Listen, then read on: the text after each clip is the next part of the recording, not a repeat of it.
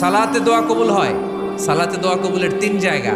একটা হচ্ছে তাকবীরে তাহরিমার পরে আমরা সানা পড়ি না, আমরা তো একটা পড়ি। আল্লাহর হাবিব সুন্নাহ এবং নফল নামাজে আরো পড়তেন সানা, ওই দোয়া কবুল হয়। 2 নম্বর জায়গা সালাতে সেজদায় পড়ে দোয়া করলে কবুল হয়। আকরাবু মা ইয়াকুনুল আবদু মির রাব্বিহি ওয়া হুয়া সাজিদ ফাকসিরু ফিহি দুআ। বান্দা যখন সেজদায় লুটিয়ে পড়ে, বান্দা আল্লাহর সবচেয়ে কাছে চলে যায়। কিন্তু বিশ্বনবী বলে, সেজদাটা তোমার রবের কুদরতি পায়ের উপরে পড়েছে। সেজদায় পড়ে দোয়া করেন।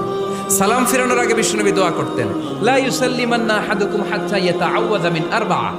আল্লাহর হাবিব বললেন, 4 জিনিস থেকে পানাহানা আছে, আমার কোন উম্মত যেন সালাম না ফিরায়। তারা যেন পড়ে, আল্লাহুম্মা ইন্নী আউযু বিকা মিন আযাবিল কবর, আউযু বিকা মিন আযাবি জাহান্নাম, আউযু বিকা মিন ফিতনাতিল মাহইয়া ওয়াল মামাত, আউযু বিকা মিন ফিতনাতিল মাসিহিদ দাজ্জাল।